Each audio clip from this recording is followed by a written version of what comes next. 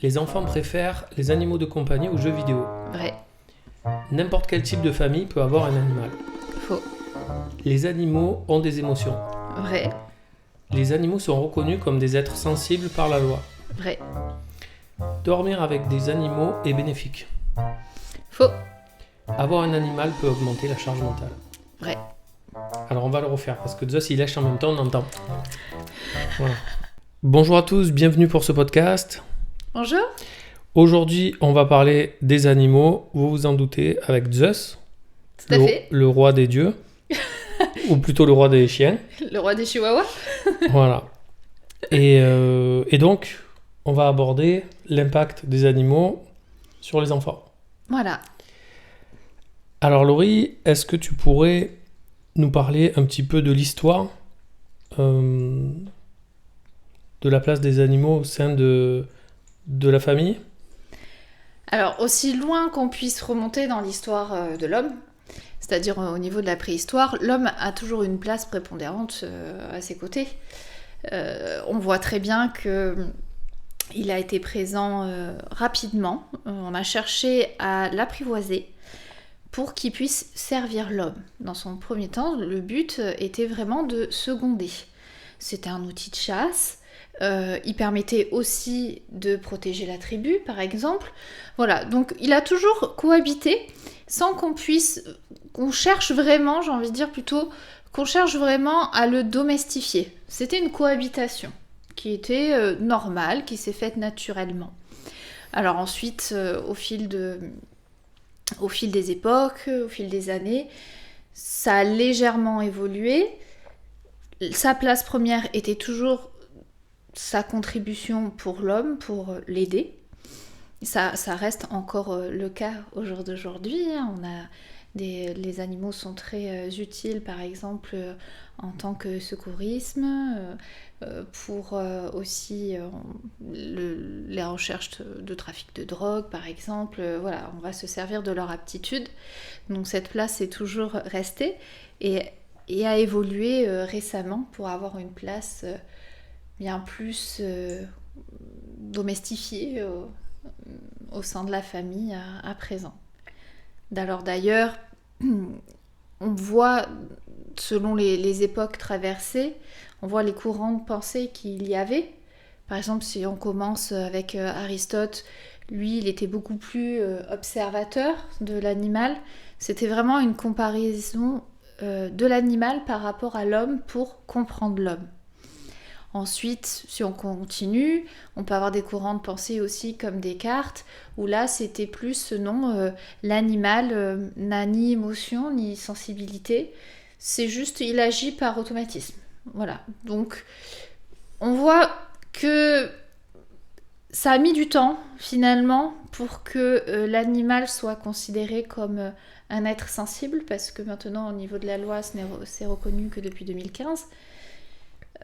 Voilà, donc c'est un bon début, mais ça reste toujours une propriété de bien au niveau de l'homme, c'est-à-dire comme un objet au jour d'aujourd'hui. Tu dirais que c'est à partir de quelle époque qu'il y a eu un rapprochement, une domestication vraiment plus importante pour inclure l'animal dans le foyer véritablement ? Alors c'est environ à partir du XXe siècle.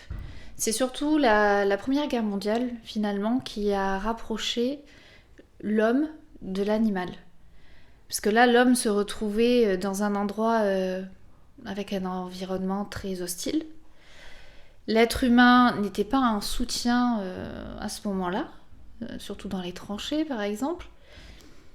Et il se trouvait qu'il pouvait être en contact avec des animaux, parce que les champs de bataille, quand on dit champs de bataille justement, c'était des endroits dégagés. Donc c'était propice à la présence d'animaux. Et c'est à ce moment-là où l'homme a pu se confier à l'animal et voir que l'animal pouvait montrer de la sensibilité, c'est-à-dire qu'il était là, il écoutait. Alors est-ce qu'il écoutait pour de vrai ou non ? Ça, on ne sait pas, mais on voit qu'il fait acte de présence, donc de bienveillance, qu'il a aussi besoin de contact physique. Et c'est là où on s'est aperçu véritablement que ça faisait du bien. Et c'est à partir de ce moment-là qu'on a commencé à intégrer des animaux dans un foyer, justement pour apporter un certain soutien émotionnel. Quel soutien émotionnel, concrètement, ça peut apporter aux enfants? Alors, avoir un animal à la maison a plusieurs bienfaits. Notamment, ça va venir responsabiliser l'enfant à s'occuper de son animal. Donc déjà, ça va dépendre aussi de l'âge de l'enfant, du type d'animal choisi. Mais petit à petit, on peut tout à fait impliquer l'enfant à s'occuper de son animal. Et puis aussi à s'occuper de son environnement, cet animal-là. Par exemple, pour un chien, on va voir que le chien est assez joueur et qui va faire certaines bêtises parce qu'il faut l'éduquer. Et là, le chien peut très bien, pourquoi pas, attraper un jouet pas rangé et commencer à le déchiqueter. Donc l'enfant va venir chercher à sécuriser son animal, sécuriser aussi son jouet. Voilà. Et donc le responsabiliser aussi à si je range mes jeux, je pourrais les récupérer en bon état. Donc ça peut aider l'enfant à se responsabiliser. Donc du coup, à le diriger vers l'autonomie. Apprendre à s'occuper de son animal seul, progressivement, c'est-à-dire petit à petit, lui donner des tâches. Donc si ça va venir renforcer la responsabilité et l'autonomie de l'enfant, forcément ça va renforcer l'estime de soi de l'enfant. Donc ce qui n'est que bénéfique finalement. Ensuite, avoir un animal aussi de compagnie peut tout à fait apporter une aide au niveau de la cohésion familiale. Parce que c'est les parents, les enfants, avec l'animal. Si par exemple l'animal a un problème, eh bien on sera tous ensemble pour aider cet animal-là. Et inversement, on peut voir aussi que si nous on a un problème, si l'enfant a un problème qui pleure, le parent va venir réconforter et certains animaux viennent aussi facilement au contact de l'enfant quand ils voient qu'il pleure. Donc voilà, ça peut créer une cohésion familiale intéressante. Donc l'animal est un véritable soutien émotionnel. Tout à fait. D'ailleurs, selon les dernières études qui ont été faites, il se trouve qu'à peu près 1 enfant sur 2 estime que son animal lui apporte un véritable soutien émotionnel. Alors pour la petite histoire, la petite anecdote, j'ai une amie qui a un enfant de 7 ans et ils ont aussi un petit chien. Et il se trouve que ce garçon a passé une journée à l'école assez éprouvante parce qu'il s'est fait embêter par un camarade. Donc il rentre chez lui, là déjà son chien lui fait la fête. C'est-à-dire, c'est vraiment le message je suis contente de te voir, je suis heureuse, c'est ce que l'enfant interprète.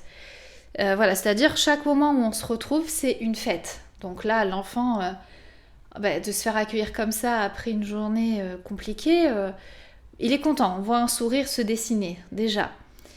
Et là, justement, il se met sur le canapé, son chien le rejoint, continue de lui faire des léchouilles, d'être enjoué, et l'enfant a envie de lui dire ce qui s'est passé pour lui parce que c'était très important. Et donc il se confie, il dit voilà, il y a un tel, il m'a embêté. Et puis le chien il continue de jouer sur lui, il lui lèche le visage, il lui lèche la joue, et là ce garçon qui lui fait t'as raison, on s'en fout. Et ça je trouve ça magnifique parce que l'enfant a fait sa propre conclusion par rapport à sa propre problématique, ce qui vient encore renforcer encore plus l'estime de soi. Déjà, ça a ouvert la parole à l'enfant sur quelque chose qui n'allait pas. Peut-être qu'il avait peur de le confier à ses parents ou à un proche parce qu'il y a toujours l'appréhension de se faire juger ou de ne pas avoir une réponse qu'il attendait. On sait qu'avec un animal, justement, le fait qu'il ne soit pas doué de parole permet de s'autoriser à dire tout ce qu'on veut. Parce que finalement, on peut dire même la chose la plus horrible du monde, l'animal va toujours nous regarder avec amour ou alors avec un regard qui est neutre, qui reste finalement dans la bienveillance. Et donc là, de voir cette réaction et de faire sa propre conclusion, c'est juste merveilleux. Ah oui, ça libère la parole. Tout à fait. Ça peut permettre vraiment à l'enfant, dans un moment de calme, de quand il se retrouve finalement avec son animal, de pouvoir se confier. Ça joue vraiment ce rôle de confident. Qu'est-ce que ça apporte aux enfants de jouer avec un animal? Alors déjà, il faut savoir que chez les enfants, pareil, selon des dernières études assez récentes, 8 enfants sur 10 qui sont âgés entre 9 et 12 ans, c'est ça. L'étude, c'était des enfants âgés entre 9 et 12 ans. 8 enfants sur 10 préfèrent jouer avec leur animal plutôt que d'aller jouer aux jeux vidéo. Donc ça aussi, c'est un bénéfice, un grand bénéfice, parce que finalement, ça va ouvrir l'enfant sur le monde extérieur. Donc déjà, ça, c'est un premier pas qui est très bénéfique pour les enfants. Et ensuite, alors pareil, donc il y a eu une étude en Corée du Sud qui a été faite, qui est très récente, qui a été faite cette année, et qui a voulu vraiment se pencher sur justement qu'est-ce qui se passe dans notre cerveau, surtout au niveau de l'activité électrique du cerveau, quand l'être humain est en contact avec son animal. Donc là, ils ont fait une étude sur plusieurs personnes, avec des chiens, notamment. Et il se trouve que, alors ces personnes-là se sont occupées de leur animal, l'ont nourri, ont joué avec, l'ont baladé, voilà, toutes sortes d'activités qu'on peut faire au cours d'une journée. Et ces personnes-là se sont baladées avec ces électrodes d'encéphalogramme qu'on peut mettre sur la tête. Et là, ils ont relevé des mesures assez intéressantes, dans le sens où, alors il faut savoir déjà qu'il y a plusieurs activités, plusieurs types, même si on peut dire plusieurs types d'activités électriques que peut dégager notre cerveau. D'habitude, on est en onde bêta, c'est une certaine fréquence en hertz, voilà. Ça, on va dire, c'est les ondes qu'on peut avoir habituelles, c'est-à-dire le type de fréquence que l'on fait au quotidien quand tout va bien, en état normal. Et quand on joue avec son animal, qu'on s'occupe de lui, là on passe en onde alpha. Onde alpha, c'est quand le cerveau il est vraiment dans un état de relaxation, de détente. C'est une détente légère mais agréable. Donc on voit déjà que ça modifie au niveau de l'activité électrique. Ensuite, quand on caresse un animal de cette manière-là, ça va venir rétablir et maintenir, on va dire, les ondes bêta du cerveau, donc l'état normal. C'est pour ça que c'est bénéfique, justement, dans des cas, on va dire, de dépression, de stress, d'angoisse, tout ça, d'avoir un animal et de le caresser, ça va permettre de revenir à un état cérébral plus normal. Lorsque tu parles des ondes alpha, moi ça m'évoque des états de conscience qu'on cherche à avoir en méditation par exemple. Alors on peut, dans des cas de relaxation, par exemple on va s'asseoir dans son jardin ou dans un jardin, voilà, il fait beau, on est bien, on a un bon livre, oui, on peut être en onde alpha. Après, ça dépend des types de méditation, plus ou moins profondes. Par exemple, dans des méditations profondes ou de l'hypnose, par exemple, là, on va passer en onde θ. D'accord. Donc simplement en étant en contact avec son chien, en prenant du temps avec lui, ça peut faire baisser comme ça C'est ça fait la baisser. fréquence. Donc, ok, d'accord. C'est ça apporte vraiment un état de relaxation agréable, léger, au quotidien. Ok. Donc tu parlais des bienfaits des interactions des animaux avec les enfants, mais du coup, sur la famille en général, est-ce que ça a aussi un bénéfice ? Oui, bien sûr. Donc, comme tout à l'heure, ce que j'évoquais, ça peut vraiment être un soutien à la cohésion familiale.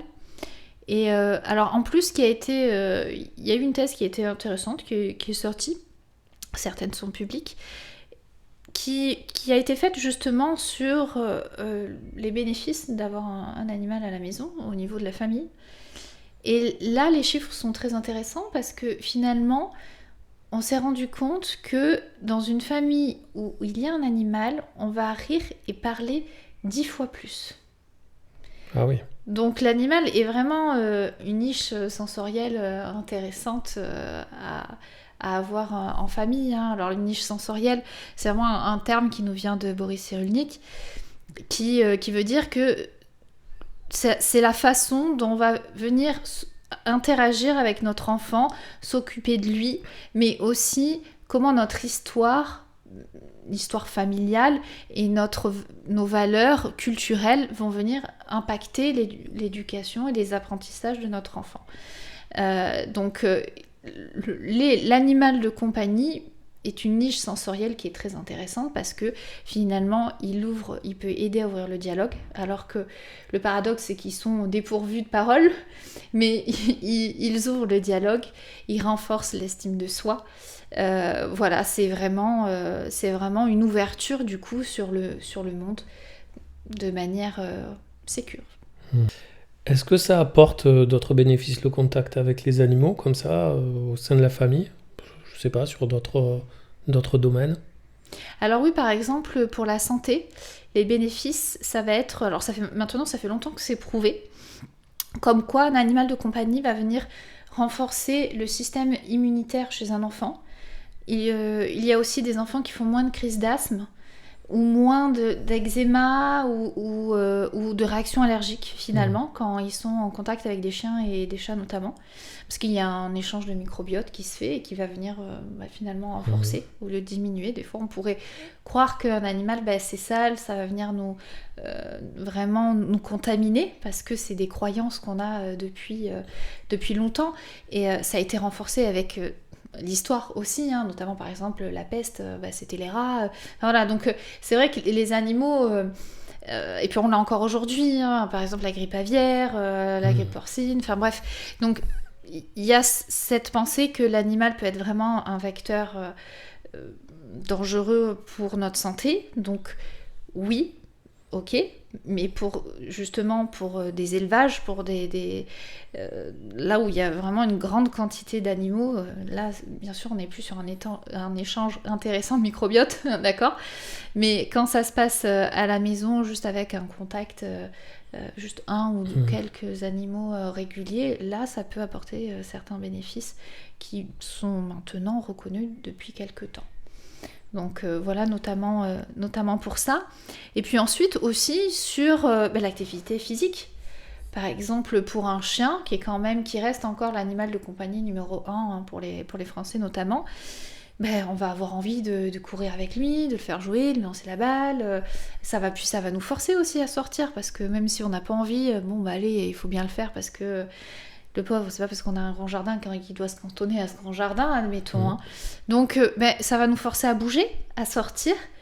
Donc, pareil, ça va venir renforcer notre système immunitaire, ça va venir aussi prévenir, pourquoi pas, l'obésité, enfin, entretenir finalement notre corps. Du coup, j'aurais une question. Est-ce que si l'animal a tendance à apaiser et a un lien avec les ondes cérébrales, est-ce qu'au niveau du sommeil, il peut y avoir des bénéfices ou pas? Par exemple, pour ceux qui voudraient ou qui dorment déjà avec leurs animaux. Alors, c'est vrai que dormir avec son animal, ça commence à être répandu. Il me semble que, selon les dernières études, il y a à peu près 15% des Français qui ont un animal et qui avouent dormir avec. Mais là-dessus, c'est la fausse bonne idée, j'ai envie de dire, parce que, alors ok, il y a le contact, on pense que l'animal à notre contact va être rassuré et va nous laisser tranquille, mais non, un animal, c'est pas complètement nocturne, diurne. La nuit, ça bouge, ça se lève, ça a peut-être besoin de boire, de faire un tour, de se recoucher, de changer de position, enfin voilà. Donc ce qui entraîne quand même pas mal de petites nuisances sonores. Et il faut savoir que quand on fait des cycles de sommeil, on passe sur des cycles, à un moment donné, quand on a fini les rêves, vraiment le sommeil profond, hein, qu'on appelle le sommeil paradoxal, on va renchaîner sur un sommeil plus léger, avant de repartir sur une boucle de sommeil de plus en plus profond. Et donc, si à ce moment-là, notre animal a décidé de ressauter sur le lit pour nous rejoindre, ou de descendre, ou de changer de position, ou de faire un petit grognement, ou de... peu importe, ça va venir nous réveiller. Et à force de venir nous réveiller entre deux cycles de sommeil, on peut prendre de mauvaises habitudes de se réveiller et de créer des insomnies, du coup. Ok. Donc si je t'écoute, avoir un animal n'a que des avantages. Alors non, malheureusement non. Ça apporte beaucoup d'avantages, mais un animal, c'est aussi beaucoup de responsabilités. Déjà, quand on saute le pas de choisir un animal, avant, ça va demander beaucoup de réflexion, parce qu'il faut choisir un animal aussi selon son mode de vie. Si on a un animal, notamment par exemple un mammifère, mais qu'on est absent de la maison toute la journée parce que voilà, les parents travaillent, les enfants sont à l'école, puis en plus les enfants après ils ont des activités, puis il y a les devoirs, tout ça. Donc ça donne pas vraiment le temps de s'occuper d'un animal qui va avoir besoin de contact avec nous, d'interaction, de jeu. Voilà, donc ça peut vite rajouter finalement une charge mentale. C'est ça. Voilà, et comme on sait que l'animal maintenant est doué d'une sensibilité, ça a été reconnu depuis 2015 par la loi, il est protégé aussi, il est susceptible d'être protégé, donc on veut son bien-être. Alors, on essaye de faire attention. Donc, le choix de l'animal est vraiment à réfléchir. Voilà, si vraiment on est absent de la maison, on va plutôt choisir un poisson rouge, mais c'est vrai que là, le contact, il y a moins de contact, il y a moins de... On peut parler un petit peu, mais il peut vite avoir un désintérêt, une lassitude, surtout de la part de l'enfant. Parce que finalement, quand il y a tous ces avantages-là d'avoir un animal de compagnie, ces avantages se rapprochent beaucoup plus des animaux domestiques type mammifère. Parce que justement, il y a ce contact, cette proximité. Donc un lien qui peut vraiment se créer. Donc voilà, attention quand on choisit un animal, bien réfléchir, parce que ça nous engage. Et montrer qu'on abandonne un animal pendant les vacances, il n'y a rien de pire à faire pour ses enfants, parce que pour les enfants, ça devient rapidement un membre de la famille. Et voir qu'on peut laisser un membre de la famille à la charge de quelqu'un d'autre à vie, ou alors qu'on peut parce qu'on forcément on va donner une excuse, généralement à un enfant, mais qui peut brutalement partir de la famille sans cause ni raison. L'enfant voit bien on a beau essayer d'arrondir un petit peu ou cacher quelque chose, un enfant comprend toujours l'intention qu'il y a eu derrière. Donc là, ça va venir détruire tous les bénéfices d'avoir un animal à la maison. Donc quand on en choisit un, c'est vraiment, on s'engage auprès de lui et on fait en sorte qu'il ait une belle vie, et qu'on ait une belle vie avec lui aussi, pourquoi pas. Bien sûr. Voilà. C'est une bonne conclusion, je crois. Oui. Pour ce podcast. C'est très difficile pour Zeus, d'ailleurs, ce podcast. Qui a dormi tout le long, quasiment. C'est trop dur. Donc, c'est tout pour ce podcast. Abonnez-vous, surtout. Et on vous dit à la prochaine.